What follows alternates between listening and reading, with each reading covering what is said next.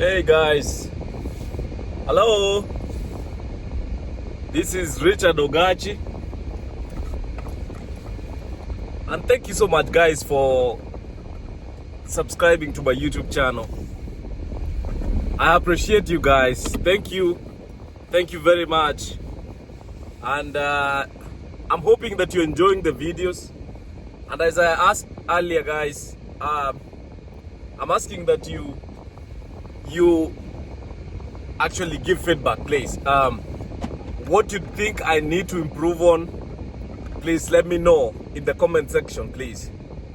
I'm working on this. I'm going at this for the first time. I'm hoping I'm able to improve and make the videos better. And of course, we keep sharing this information and these stories, yeah.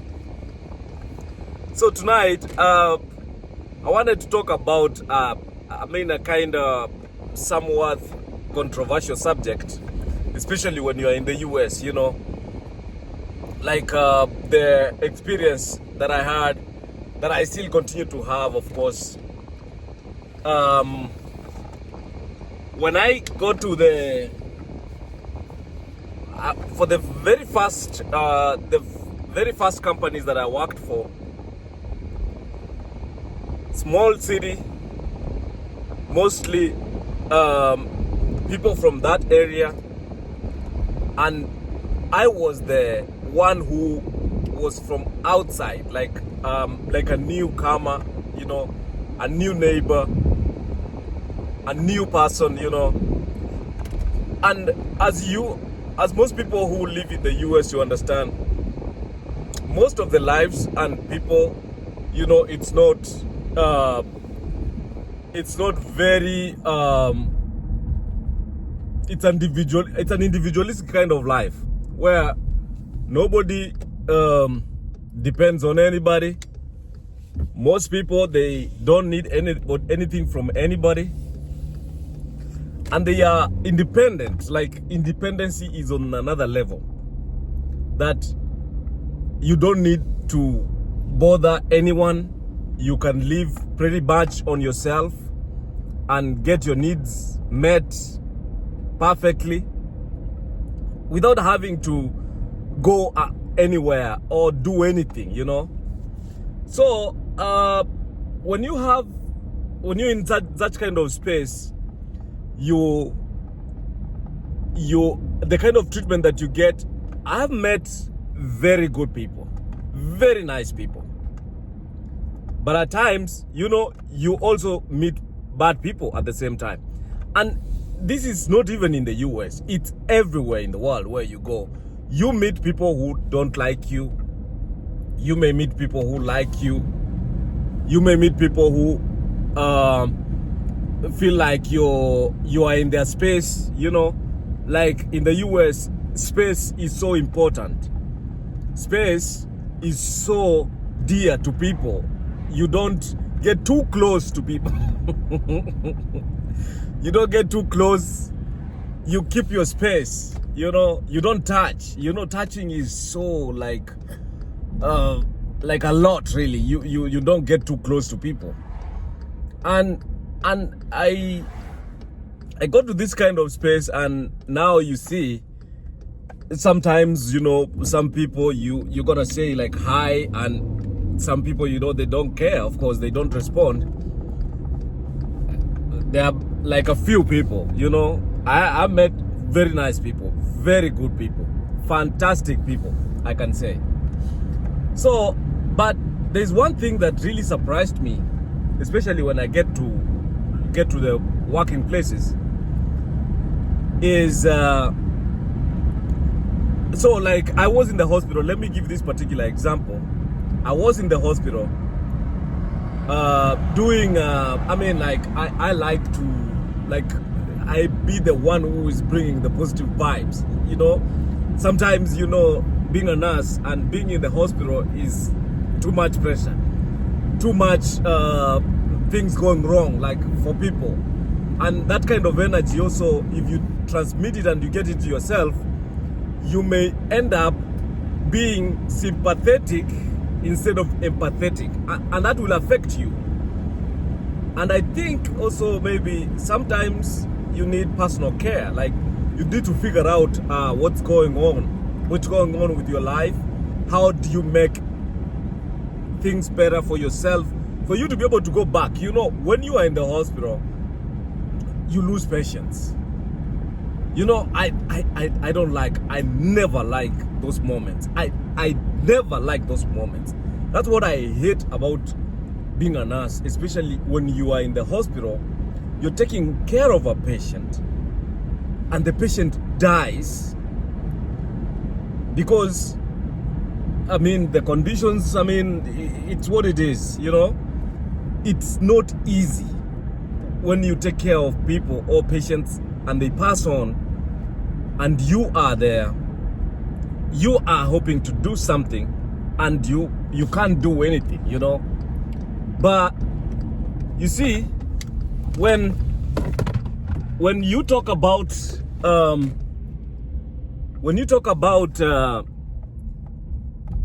like patient care, you know, you always anticipate anything. There's a lot that happens. You anticipate death, you know, it's what it is. And so when I got to like just having general conversation in the hospital, it was apparent that in the US, when you're black, you can't say you're black. You can't say you're black or white. You know, you either you don't say those things, because I think because of your history and the kind of experiences that people had with the slaves and all that kind of life. So you don't have conversations, open conversations about the skin color. Yeah, so we had those conversations, and you know, I asked them. There's a lady actually who almost all the time she was not able to like remember my name. You know, knew Richard, and like she can't, like, she could not remember my name beyond my comprehension. And then she kept like you know, she tries to remember her name, and then I told like many times. So I told her, please, if you, I mean, I'm easy. Please, you don't have to struggle so much to remember my name. You can even say like, oh, hello, you black guy. But she just got so shocked and said, whoa, don't say that, don't say that. I'm like, what? Don't say that? What do you mean don't say that? I asked her. And she said, oh, you know, that's against the company policy. You don't call people black. Black is a racist connotation, or it's whatever it is. I don't know. But so I was like, my goodness. So if I'm black, like me, I'm black. I'm black. Everywhere is black. Black neck, black. Everything is black. I mean, it's wonderful. It's black and beautiful. I mean, it's nice. Look at it. And like me, you know, in our family, by the way. So we had another conversation with another staff. So my wife is my wife is black, but she's not under the bed black like me. She's chocolate kinda, and some of my kids are like her, and one is like me. They are like, okay, this is beautiful. Look at what we've made, guys.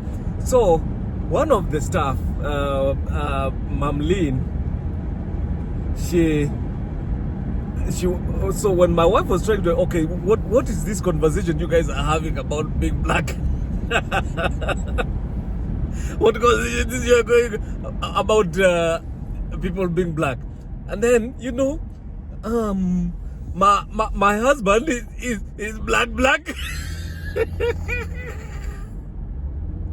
And then my wife says, my husband is black. You know, that black under the bed black. And then she's chocolate black. I don't know what color she describes the color when I try to ask her, like, what color are you? Like, is it, what type of black? You know, there are different, I didn't know also there are different types of, there are different, like, blacks, you know? So she describes it as Magia Kunde. I had never heard those are Costarian descriptions when you're using Swahili words to describe different colors. Like, it's not so dark, but it's kind of like it has some kind of brownish, so it's called Magia Kunde black. Magia Kunde black. So, and then they were like, what? So these conversations are very intrusive when you start describing black, you know, you referring people as black. So I don't know why they have to really make it a big deal of you being black. If you're not black, you're white. And white or black, you don't choose any color. You don't choose any color. Come on, I can also go ahead and say, come on, you white guy. Is there anything wrong with this saying, you white guy? The guy or the lady is white. But apparently, so there's been like too much sensitivity around black and white conversations. Of course, because of the history which I've read about, I understand it. I know there were slaves. But, so, even when we have this kind of conversations, you never know, like, how people take it. You never know how people respond to this. But again, you see, I don't care. You black is me, is how I was born. There's nothing you can do about it. And I didn't choose. Even the white person, they didn't choose to be white. They didn't choose. I didn't choose to be black. I didn't choose where I was to be born. I was where I was born. I was born where I was born. There's nothing I will do about it. It's beautiful. It's wonderful being white. It's wonderful being black, you know. Let's even go deeper than that, by the way. Let's go deeper than this politics. It's beautiful to be human. It's wonderful. It's awesome. Come on, guys. So, I mean, like, it's there's supremacy. I think also maybe some black people or ourselves, maybe we don't have enough self-esteem. Because if you really believe and have confidence with your color, I don't see why it should be a big deal. If somebody says, for example, calls me black. If you call me black, come on, thank you. Like, not even thank you. You're calling me what I am. I don't take offense. You calling me black, you black guy.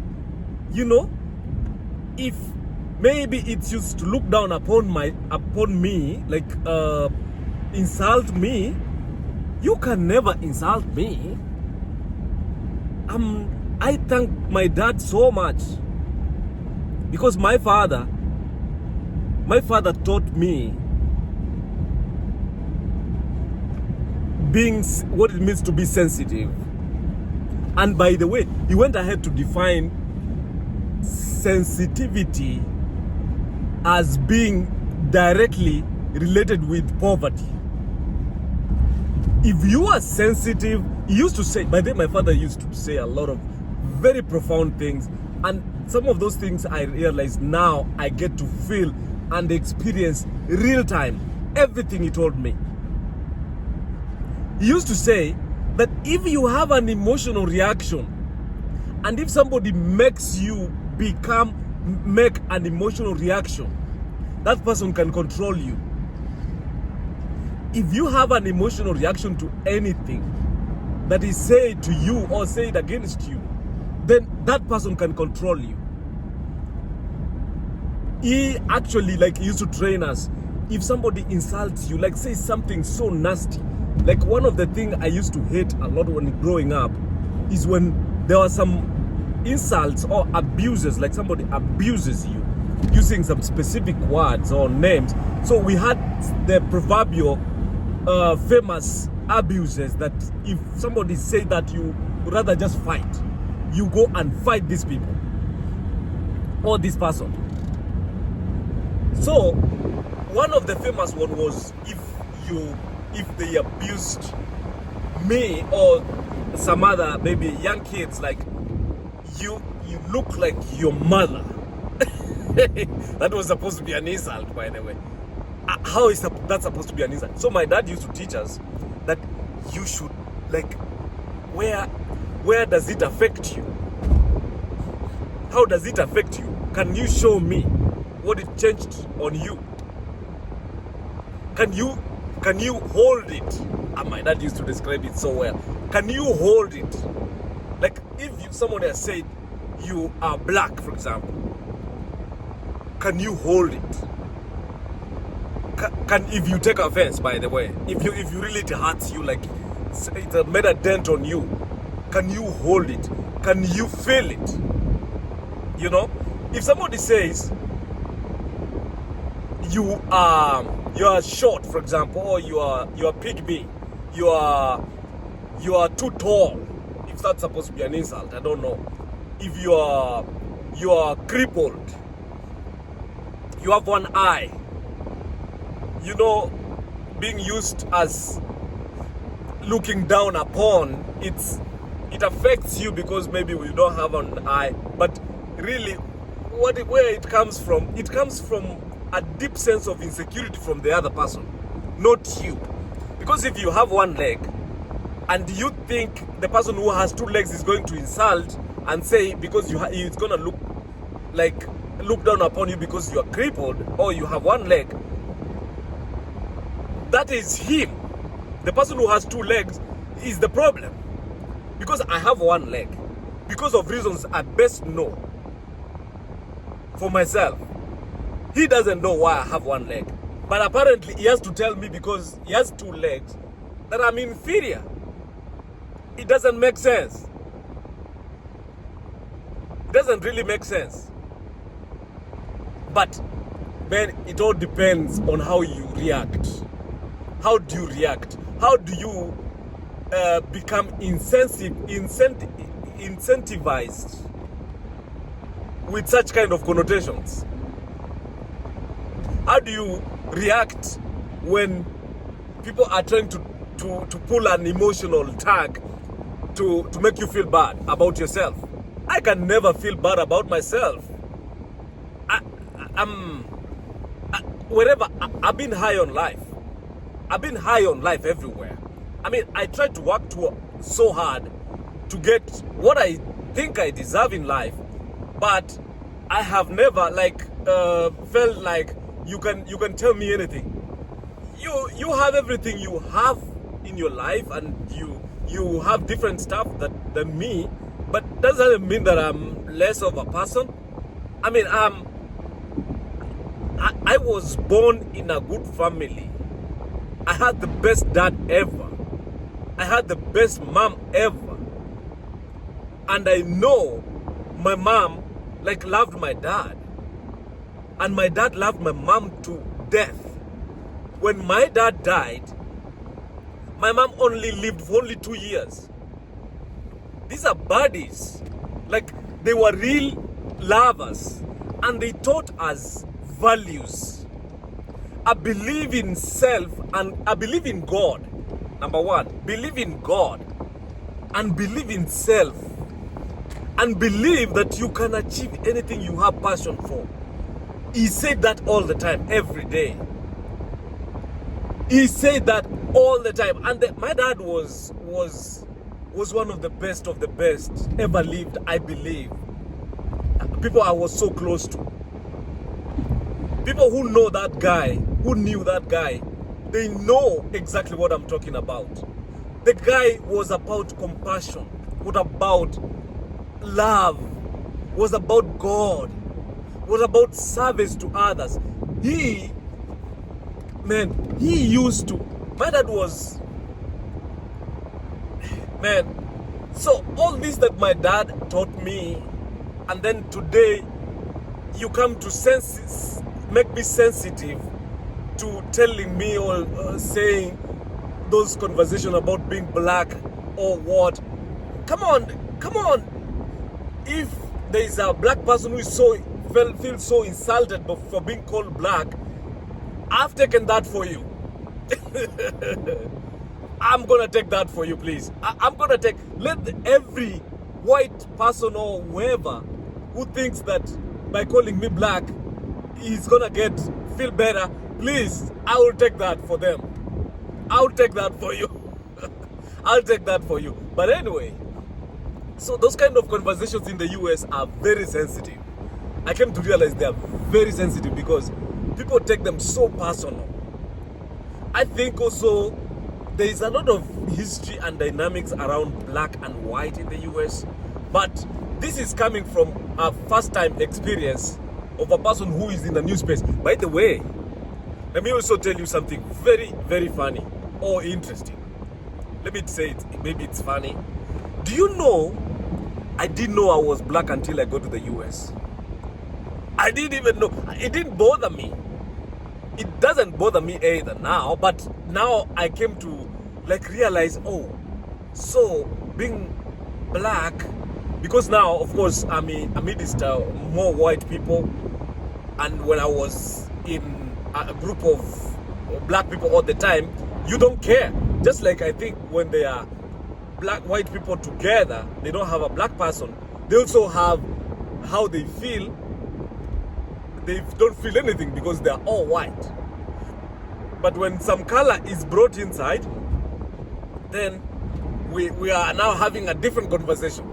But anyways, having said all that, very sensitive conversations, but you know, God in his ultimate wisdom created the earth.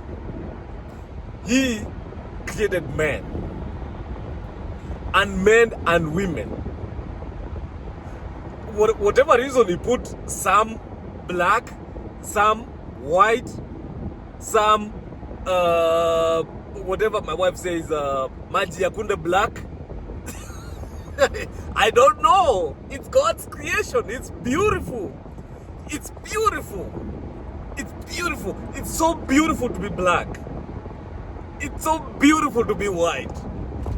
And then we say, ultimately, it's so beautiful to be human. It's so nice to be human. Guys, this is Richard Ogachi. Remember, this is a first-time experience as a registered nurse in the hospital, having conversation with patients. You know, we talk and we give compassion to patients. And this is the Global Nurse Impact platform, my YouTube channel, Richard Ogachi. Please subscribe to my YouTube channel, guys. It's gonna get better. Come on, there is hope. Even when you feel like they look down upon you, God created you in a special way. You are human.